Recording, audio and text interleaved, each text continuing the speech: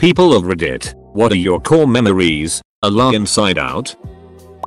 First things first, hats off to UOP. This is an original one, and I hope that is recognized with karma for you. 1. When I was 8 I was playing in the backyard and stepped on a big red ant hill. Even remember what dress I was wearing. Anyways, they crawled up my legs. I was freaking out, so my dad just lifted my ass up and threw me in the pool. That was the day I became afraid of ants and I learned how to swim. Our memories. Also, 2. I wanted to know what it felt like to be a balloon around the same age as the previous story. So my mom blew up a bunch of balloons and somehow pinned them to my clothes. Walked around like a badass that day. 8 was a weird age for me. My kindergarten best friend. I was the fat kid. She was the half Asian kid. We were both outcasts. Thus fast friends. We collected pill bugs on the playground and rolled them around in our cupped palms as if sifting flour. I was so happy that I had a best friend. I was invited to her house once. Her Asian mother was making food and my mother was from Indiana, so our household didn't exactly eat exotic cuisine. I commented about how it smelled weird. This was followed with admonishment, embarrassment, and me never being invited back to their house. My 5-year-old brain stored that olfactory sensation my adult brain now recognizes as kimchi and rice, but forever associates it with shame and being ostracized. Edit. Grammars. At about 10 years old, my mother was vacuuming and my sister and I kidnapped ourselves and hid in a bedroom after leaving a note for my mom to bring 2 slices of cheese if you want to see your kids again. She brought them. Finding out I got selected for an internship with NASA. Back in high school with my girlfriend at the time in the back of my car on a random side road. Not having sex but being naked and holding each other and laughing. Boating with my family when I was a kid. I miss being on the water. Setting off fireworks in the street when one tipped over and was firing at me, my family. It was like time slowed down as we ran and I remember them flying right in front of me and a spark hitting my leg at one point. And my mother freaking out while I thought it was awesome. Edit. Thank you for this prompt. Made me think of some good memories again. 1. My dad taking me and my brother and sister to the local park. They had this tire hanging on a 20-meter zip wire that you would coast along at about walking pace. My dad decided to make it more fun. He's a pretty big guy and he would run with you on the tire for about the first 5 meters and then throw you forwards. Within 5 minutes there was a queue of kids wanting to be hurled along on this tire. I was so proud that he was my dad and can still hear the childish screams of joy as kids slammed into the other end. 2. Playing a music solo at school and my grandpa standing up mid-performance to applaud me. He knew it wasn't the end but he was so proud. 3. When I overheard my mum talking to my dad, she said that they should prioritize getting me the new wardrobes I wanted because I never asked for anything and this was clearly important to me. 4. The first time I saw my current over 10 years ago, been together for the last 6 years. I knew then that I wanted to marry her. It's the surest I've felt of anything in my life. I went to an ice cream shop with my dad when I was little. In front of us was a mother and her son, a bit younger than me, who had just ordered a cone. She handed it to the boy, and he dropped it. He started crying immediately, and she had the most loving and comforting voice that everything would be okay, that these things happen. She cleaned him up, the floor, and got another cone, without 1 ounce of bitterness. I looked at my dad's face and he had envy and hurts in his eyes. A few months prior, that situation had happened with my brother and mom, and she yelled at him for the ride home for dropping his food while he cried. It really impacted the type of person I wanted to be, for myself, and for my father. A few years ago, my father brought that moment up to me as a turning point in his life as well. Teenage years. When I had miscarried a baby I didn't even know I was carrying. I was at a very low point for a lot of reasons in those few months. And for about a month after I was a wreck, I decided to change for the better. With a new set of friends that I still love today. A career choice that I am happy with. And taking better care of my health mentally and physically. I'm sure there are plenty of others, but those 2 are pivotal points in my life. Edit. Guys, I squeed gold. This made my day. Thank you internet stranger. I'd buy you ice cream if I could. Have a fantastic day everyone. Less than 3. I've told this story before, but this is definitely one of those important memories that has stuck with me for years. When I was a kid we didn't have a lot of money, so we often shopped at thrift stores. What I loved about that was that you could get 10 books for $1. So I would plant myself in front of the book section and make piles of which one I wanted to get and then decided after I'd gone through them all. One day an older lady saw me sitting with my piles and asked if I liked to read. I told her I did and showed her a few of the books I found that I liked. She smiled and then pulled $1 out of her purse, handed it to me and said, "Promise me that you'll keep reading." I was so happy and immediately stood up and said that I would. She smiled and walked away and I went back to my piles able to pick out an extra 10 books to take home. It was just a small act of kindness for her, but for me having a random stranger encourage my love of reading and making me promise to never stop definitely had a lot to do with my continued love of reading. This was probably about 20 years or so ago, but I still think of her whenever I buy a new book. 1. My drunk abusive father throwing a plate of spaghetti against a wall whilst my mother was in hospital. 2.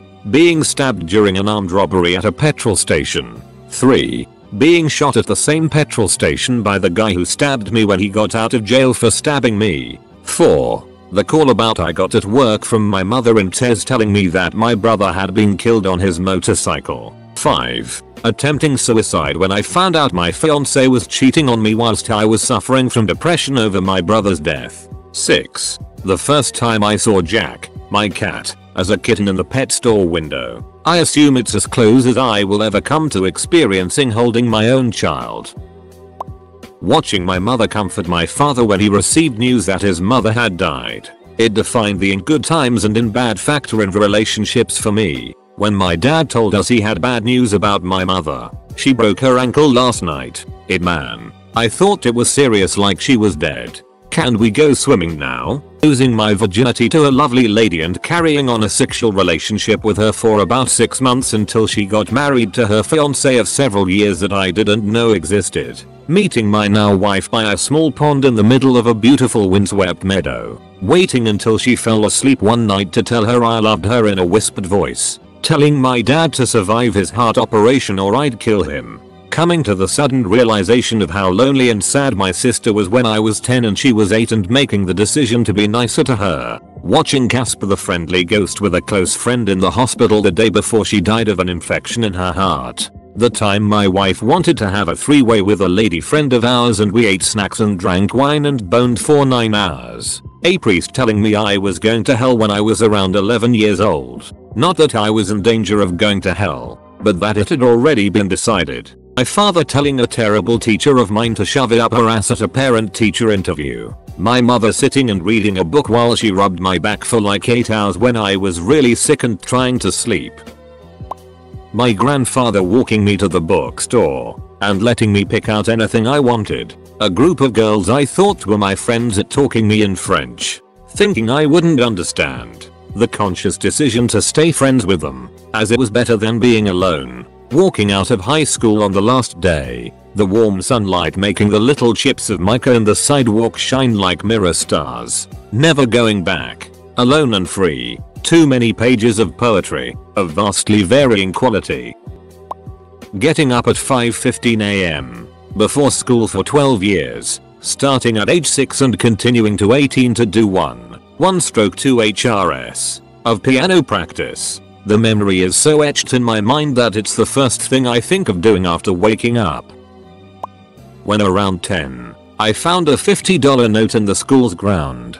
10 years old me got very happy. $50 was a lot of money. Butus another kid saw me picking up the note. He came to me and said I had to give him half of the money or he would tell the principal he saw me stealing the money. So in order to not give this little piece of it anything, I just went directly into the principal's office and said I've found the money. Told her where and left. The kid pissed at me for doing that, told everyone, and they made fun of me for giving up the money. Everyone made fun of me for that matter. Even a big part of my familiars except my mom, who was incredibly proud for what I've had done. I never told anyone. The only reason I didn't keep the money was because that little it blackmailed me, but seeing how proud of me she was for doing the right thing, and how hard it is to do it made me the honest man I am today.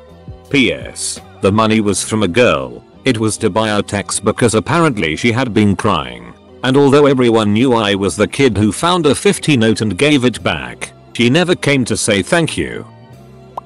Fighting my brother with wooden swords up and down Hadrian's Wall aged about 6. I was always the Roman centurion. He was always the one who smacked me in the fingers. Finishing SATs in year 6, age 10-11, and spending the entire next day playing football, soccer, in the playground. About 2 weeks after that, building a scale replica trebuchet with a teacher and some friends and firing water balloons from it. My father would get ready for work long before any rooster crowed. My mother, sister and I were all intimately aware of his moonlit ritual. We slept in the same bedroom, a trait we inherited from his Thai background. A few minutes after the alarm clock sprung him to life, he would let out a long sigh, trudge into the bathroom in his underwear and shower. He moved silently, trying his best not to wake us. Despite his quiet footsteps, I never fell back asleep until the ritual's conclusion. Before leaving to embark on his 2-hour commute into the Bay Area, he'd run his hands through my hair, stroke my meaty face and kiss me goodbye. It was my father's private way of making me special. He endured this long commute so my sister and I could wake up 3 hours later, take a short walk across the street and arrive at school. This daily arrangement had one serious downfall. Upon arriving home, after battling hours of gridlock traffic, he'd have little energy and no patience left for us. I'd beg him to come outside, wrestle around, or play a game of catch with me, but he rarely acquiesced to my pleas. My life at elementary school provided me no productive outlets. My socially graceful 6th grade sister knew everyone who was anyone. In contrast, I spent my recesses meandering around the playground as a dorky 3rd grader. I had spent the better part of a year smitten over a leggy blonde girl named Valerie, and up until this point, I possessed little interest in school politics. But when our teacher asked if anyone would be interested in running for office, Valerie's hand had gone up. I instantly saw how these two seemingly divergent interests could intersect if I developed a keen interest in politics. I declared myself a candidate for the hidden purpose of winning a girl's affection. Valerie registered for the position of hostess. Therefore, I signed up for host to increase the amount of time we would get to spend together. Each candidate had 1 week to campaign, advertise, and prepare a speech on why they should be elected to represent the student body. I developed a rousing speech to secure the student body vote. This being my first venture into public speaking, my grandfather decided to serve as my head speechwriter. After hours of writing, erasing, and rewriting, we came to the conclusion that I should stay away from education. Instead, I needed to highlight the critical need for longer recesses and lunches. My sister would make the perfect lobbyist, but she didn't want anything to do with me. I couldn't blame her. I'd recently watched the movie Rad and became infatuated with BMX. My mother, trying to satisfy my infatuation, bought me a green BMX sweater. I loved this sweater so much that I decided to wear it to school every day and earned the unflattering nickname Uniform Boy from my classmates. But after a shady backroom meeting I wasn't privy to between my grandfather and sister, he was able to persuade her to publicly admit our blood ties and hired her as a lobbyist. My father was ecstatic with my decision to campaign for office. I had temporarily suspended the old routine of pestering him to play a game of catch after he got home from making his 2-hour commute into the Bay Area. He preferred our new routine where he sat on the couch, ate his dinner, and watched me practice my speech while I stood on stacked yellow book pages in our family room. Election day would be held outside on a sunny California afternoon. My confidence was sky high until I arrived at the school courtyard and beheld a sea of students sitting in neat rows of blue chairs. The hours I had spent practicing in front of my supportive family couldn't have prepared me for speaking in front of hundreds of judgmental peers. I looked down at my piece of paper and mentally rehearsed each word as my sweaty hands smudged out my sloppy handwriting. The only exterior stimulus I took note of were the popular students receiving a loud applause. Unpopular students, my social caste, were shown pity with a polite golf clap. As I heard my name called, a tight knot of nerves formed in my chest. I slinked to the microphone, not tripping on any stairs as I had feared, and started speaking without hesitation. Halfway through my speech I sensed something was wrong. Most of the audience had puzzled looks on their faces. A few of the older kids, also probably led by Keith, also were laughing at me. Overwhelmed by my nerves, I hadn't realized the microphone was inches above my head. Nobody had heard a word I said. My first savior was a thoughtful teacher who lowered the microphone and told me to start over. In a panicked moment I recalled the gravelly voice of my grandfather who said, "Look above the audience if you get nervous." This sage wisdom commanded my eyes to the back of the courtyard, where I found my second savior standing in the shade of a skinny tree with sun-tanned arms resting on his puffed out chest. It was my father. As our eyes met he tilted his head and revealed a radiant white smile. I'm sure it was the same smile he'd used as a nightclub singer in Bangkok to woo my mother. He now unearthed it. Years later. To inspire me, I started my speech over and delivered each of my carefully crafted words into the microphone. I felt the syllables and phrases about the dire need for longer lunches erupt from my diaphragm. I looked every one of the older kids in the eye and pounded my fist into the podium to conclude my speech. My lobbyist sister performed her duties admirably as the entire 6th, 7th, and 8th grade roared a voracious approval for longer recesses. My campaign was sparked for Valerie's affection, something I would never win, but ended with a victory of incalculable value and my father's admiration. In the following years I've won a few more elections, but never felt as happy as I did on that day. I thought this feeling was forever confined to my child memories until I performed my stand-up comedy bit in front of my father for the first time. After telling my best joke of the night, amidst the laughter of the audience, I happened to catch a glimpse of him from a few rows back. The lights were still bright, but I was able to see his crossed arms, puffed out chest, and radiant smile. He looked and I felt exactly the same.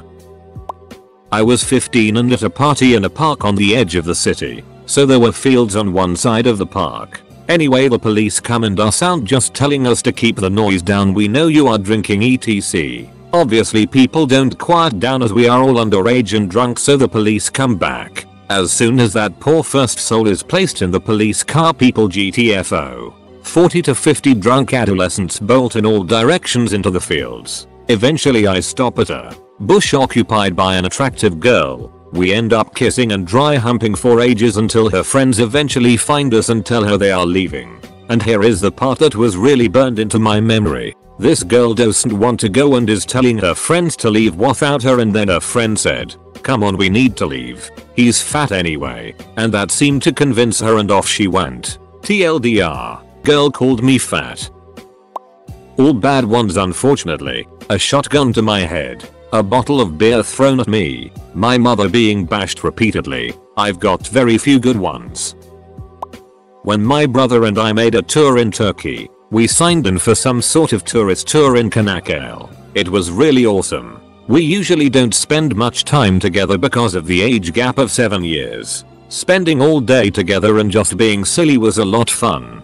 Driving to Turkey with my parents, 2,500 km from where we lived. My mom slept in the backseat most of the time and I sat in the front with my dad. So I don't have a really good relationship to him, but I stayed up all the time because I was scared he would fall asleep while driving. Because of that I kept trying to make conversation and I actually had a good time. Found out a lot about his side of the family, to whom we don't have any contact. At the same time it made me sad to see that he is not in touch with them anymore, as some of the stories seemed great. When I got accepted to university, I got the message really late, and at that point I had already given up and thought about studying something else that was easier to get into. By the time I helped all my friends find apartments in the cities that they were moving to, seeing them all leave while I stay home was pretty devastating. Then I got my acceptance letter and I called all of them. I'll never forget how excited they were, and it brings me to tears how awesome they are.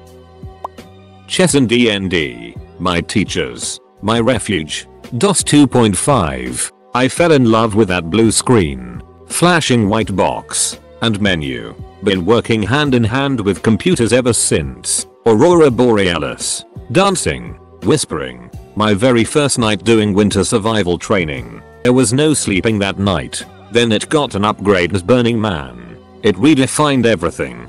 Blueprints of a house. Current table. The art of problem solving. The lingering waft of ammonia as the pages were unrolled. The artistry of every line, tick and letter, form and function born on a blank canvas. The plans that would facilitate a new human accomplishment. My grandmother sitting on a sofa, her polio hand hanging there with cards stuffed between her fingers, a cigarette hanging from her lips, flower printed summer dress, cup of steeping tea, my grandfather belly laughing, my aunt holding my brother, my parents coming down the hallway arguing about when to head to the farm. That sweet musky tobacco smell from players like that permeated that apartment. It was the same sweet musky smell that was grandma. Then came the rapping at the door. My uncle had arrived and our tribe was whole. Watching a forge turn black iron, cherry, then a hammer make it move like butter. That ringing ping of a strike, the charcoal crackling, the searing scream of quenching iron.